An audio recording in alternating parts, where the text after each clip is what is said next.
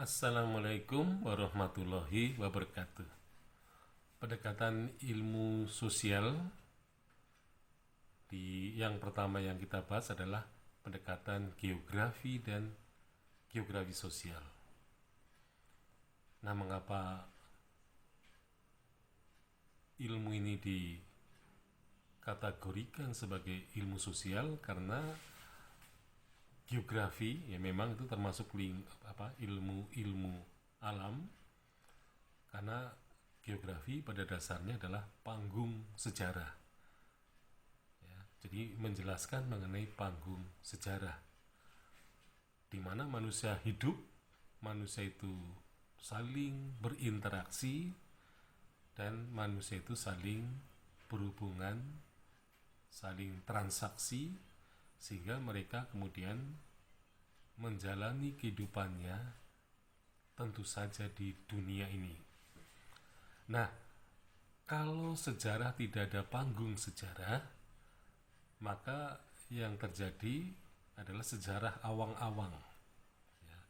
Atau katakanlah kalau kita lihat adalah sejarah mitos. Mitos tidak perlu panggung sejarah. Panggung sejarahnya adalah suatu tempat yang tidak jelas ya, misalnya kahyangan surga, itu adalah panggung sejarah yang tidak jelas. Sedangkan cerita legendaris misalnya, itu seringkali panggung sejarahnya juga tidak jelas ya, karena tidak ditunjuk ya secara jelas di mana. Nah, sedangkan dongeng panggung sejarahnya adalah negeri antah berantah. Jadi negeri yang antah tidak jelas, antah berantah. Nah, ya. Jadi ini kan termasuk panggung sejarah yang sangat tidak jelas kalau kita mencermati dongeng-dongeng itu. Nah, kalau sejarah tentu saja panggung sejarahnya adalah kehidupan di dunia, itu dunia itu sendiri. Nah, sehingga dunia sebagai lingkungan fisik itu adalah merupakan sifat yang sangat mendasar, karena di bumi ini, di dunia ini, kehidupan itu menjadi ada. Nah, sehingga ketika dari lingkungan fisik sudah ada, kemudian manusia hidup ya, jadi kemudian muncul apa yang disebut dengan lingkungan sosial. Nah, kemudian dari interaksi dan transaksi manusia, maka lahir budaya, maka muncul lingkungan budaya. Nah, kemudian manusia ingin mengubah cara hidup ya, manusia, maka ada lingkungan binaan ya. Jadi sejarah sebenarnya bisa meneliti lingkungan fisik, lingkungan sosial, lingkungan budaya, dan lingkungan binaan. Dan semuanya ini terdapat pada pendekatan geografi. Nah, lingkungan itulah yang menjadikan manusia itu mempunyai watak ya, karena kalau kita melihat lingkungan fisik yang keras seperti di padang pasir, kita bisa melihat karakter-karakter manusianya. Kemudian di padang rumput, kemudian di tempat bersalju, tentu saja nanti interaksi dan transaksi manusianya itu akan menciptakan kebudayaan yang beraneka ragam. Jadi misalnya di tempat yang bersalju, yang dingin, manusia tentu harus berpakaian dengan lebih rapat ya. Di tempat tropis mungkin agak longgar sedikit bajunya, dan di daerah tropis orang bisa kadang-kadang pakai baju, kadang-kadang tidak pakai baju. Mereka bisa menyesuaikan dengan lingkungan fisiknya itu. Jadi daerah tropis subtropis dan daerah apa bersalju itu akan berbeda manusianya. Jadi memang lingkungan fisik ini sangat berpengaruh terhadap kehidupan manusia beserta karakter manusianya. Nah, karakter ini muncul sebagai akibat jawaban terhadap tantangan alam. Jadi pada dasarnya budaya itu merupakan jawaban dari tantangan alam yang dihadapi oleh manusia, sehingga tantangannya tentu saja berbeda-beda, dan hal itulah yang mencirikan bahwa budaya itu mencirikan manusia dari berbagai tempat yang berbeda. Nah, itulah maka geografi ini penting bagi sejarawan, karena bagaimanapun juga dalam merekonstruksi sejarah akan sangat tergantung kepada karakter atau manusianya dan juga banyak aktivitasnya. Jadi mungkin malah manusia yang tinggal di daerah tropis ini aktivitasnya jauh lebih banyak, ya, karena orang bisa hidup dalam kondisi ya kadang-kadang panas, kadang-kadang dingin kalau hujan, kadang-kadang sejuk juga karena angin, gitu ya. Sehingga di daerah tropis ini bisa menyesuaikan dengan lebih mudah. Tetapi di daerah subtropis tentu saja manusia akan lebih banyak tinggal di dalam ruangan dengan misalnya membakar kayu, ya, untuk supaya bisa memanaskan badan, ya.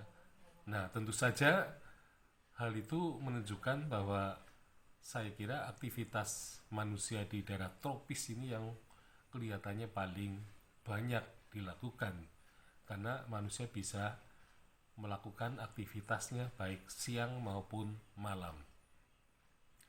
Nah, kemudian kita ungkap mengenai lingkungan fisik manusia. Jadi di mana kebudayaan atau sejarah itu muncul ke permukaan, ya kita bisa lihat dari misalnya budaya manusia yang dilandasi oleh paling tidak ada 3. Yang pertama adalah budaya Potamis, ya. Jadi budaya Potamis ini adalah budaya daratan. Jadi ini budaya yang di latar belakangi adanya sungai yang mengalir dari suatu kawasan. Nah, sehingga karena adanya aliran sungai, maka di situ muncul budaya. Di situ manusia akan hidup, ya. Jadi manusia akan hidup melalui sumber-sumber air. Nah, dari sumber air ini kemudian di situ akan terjadi ruang yang sangat ramah, ya, bagi manusia, sehingga kalau kita melihat dari sejarah dunia, lingkungan-lingkungan yang berkaitan dengan sungai, yaitu sifatnya potamis tadi, manusia bisa hidup dan membuat budaya yang tinggi serta peradaban. Jadi air ini sangat berpengaruh. Jadi maka muncul peradaban Sungai Nil, peradaban Efrat dan Tigris, ya. Kemudian ya, Sungai Yangtze dan Huanghe misalnya dari Asia. Nah, kalau di Indonesia ya mungkin sungai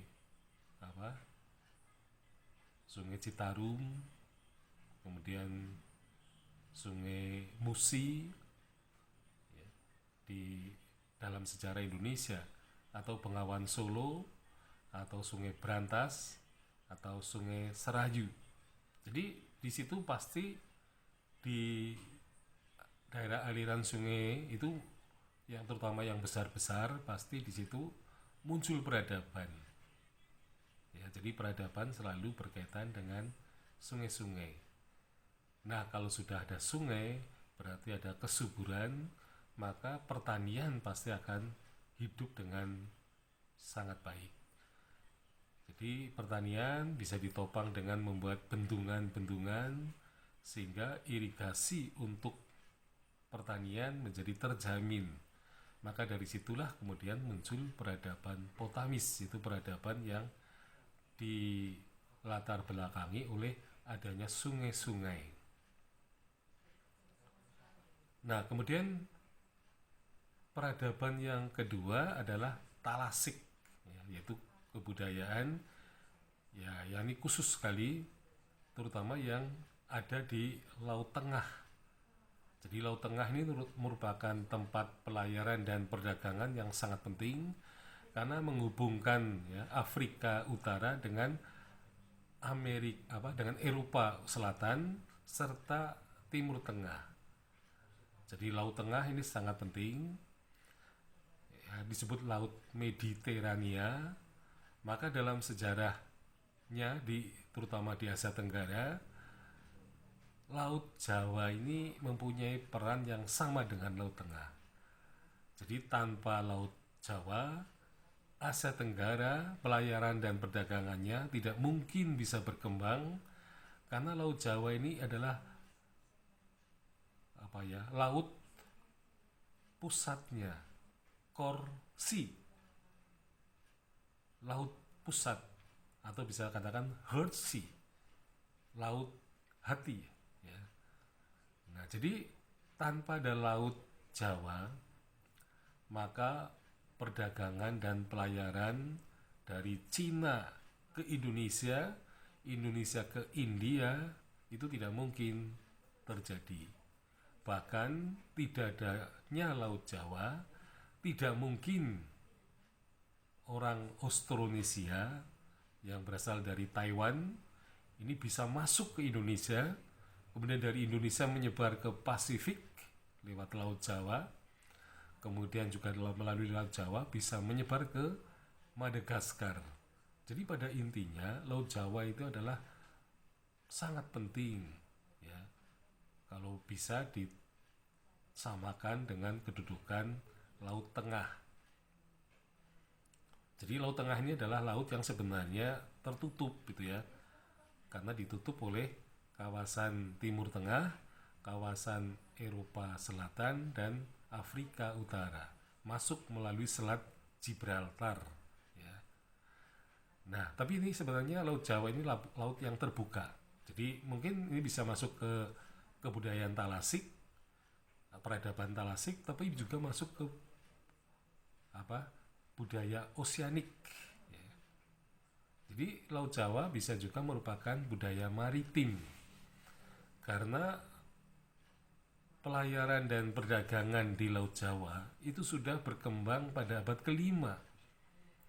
Jadi melebihi Columbus maupun Cina. Jadi Cina itu melakukan pelayaran menyusuri pantai barat Amerika itu pada tahun 1500-an ya, setelah 1500-an. Jadi ya seperti Cheng Ho misalnya itu sudah terlambat ya. Jadi Indonesia sebenarnya sebagai negara maritim itu sudah hebat sejak abad ke-5. Bahkan ada kapal yang isinya penumpangnya itu mungkin nahkodanya juga penumpangnya semuanya perempuan. Itu menurut berita pada abad yang ke-7 pernah sampai ke Madagaskar, semua wanita. Nah, rupa-rupanya kelompok wanita pelayar ini diduga berasal dari masyarakat yang ada di Sumatera Barat ya, karena ternyata di Madagaskar kesatuan sosial yang hidup ya, terutama matrilineal itu dikenal di Madagaskar.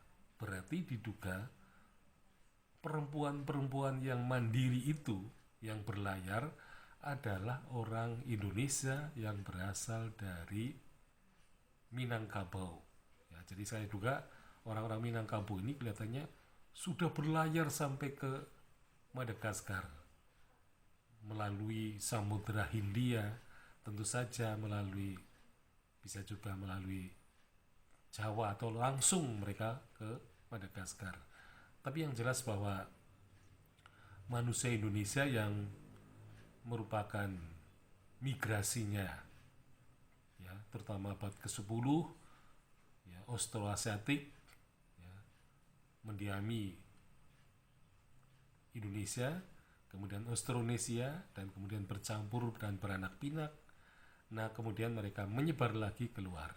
Dan inilah yang menjadikan kita lihat bahwa Indonesia, bangsa Indonesia sudah berlayar sejak abad ke-5 Masehi, di mana kapal-kapal kita itu disebut kapal-kapal Kunlun, yaitu kapal-kapal yang bercadik.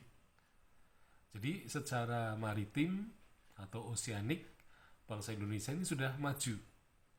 Nah, yang lebih hebat lagi, bangsa Indonesia pada abad ke-16 ada semacam hukum pelayaran dan perdagangan yang disebut hukum pelayaran dan perdagangan Amanagapa, yaitu yang ditulis ya oleh orang-orang Bugis ya. Ini rupa-rupanya perdagangannya sangat menarik karena ada hukum pelayaran dan perdagangannya. Dan ini mengatur pelayaran dan perdagangan di Asia Tenggara karena berkaitan dengan hubungan atau interaksi antar kota di Indonesia pada waktu itu abad ke-16, dan kemudian juga sampai ke pantai utara Australia, ya, kemudian kota-kota di Indonesia Timur, dan juga sampai ke Semenanjung. Bahkan di situ kita lihat ada tarif-tarif perdagangannya, jadi menitipkan barang melalui pelayaran itu ada semuanya, ada harganya dan semuanya ada tarifnya. Nah, sehingga kita bisa melihat bahwasanya pendekatan ilmu geografi ini berkaitan dengan latar belakang fisik ya, lingkungan fisik manusia, yang kemudian di situ ada interaksi sosial sehingga ada geografi sosial. Ya, karena di dalam geografi sosial itu ada interaksi dan transaksi antar manusia yang mempunyai peradaban dan kebudayaan yang berbeda. Jadi pada intinya peradaban dan kebudayaan itu sangat dipengaruhi oleh lingkungan fisik dan kemudian menjadi lingkungan sosial dan menjadi lingkungan budaya. Dan pada masa modern ini lingkungan baru dibuat ya, misalnya sebagai lingkungan binaan, karena manusia perlu diberdayakan agar lebih maju daripada apa yang sekarang telah dicapainya. Jadi pendekatan geografi dan geografi sosial ini berkaitan erat dengan interaksi dan transaksi antar manusia. Ya, akhirnya dari sini bisa nanti berkaitan dengan pendekatan lain seperti ekonomi, ya, kemudian dengan politik, gitu ya. Dan akhirnya memang kalau kita memfokuskan kepada pendekatan-pendekatan itu, memang kelihatannya sejarah itu seperti kue yang dipotong-potong, gitu ya. Tapi sebenarnya itu kita melihat kue yang tidak dipotong sebenarnya. Tapi ini kita melihat dari potongan-potongan kecil, sehingga kita bisa melihat secara detail ini adalah pendekatan geografi dan geografi sosial. Nah, akhirnya penelitian sejarah memang pendekatan geografi dan geografi sosial ini tidak bisa diabaikan. Bahkan ini merupakan pendekatan yang pertama dan utama, karena di lingkungan fisik itulah manusia itu tinggal, di lingkungan sosial itulah manusia berinteraksi dan bertransaksi, di lingkungan budaya manusia berbudaya, manusia menciptakan, ya, mengeluarkan pemikiran-pemikiran, kemudian juga menciptakan benda-benda yang dibutuhkan manusia dalam kehidupan. Sekian, Assalamualaikum warahmatullahi wabarakatuh.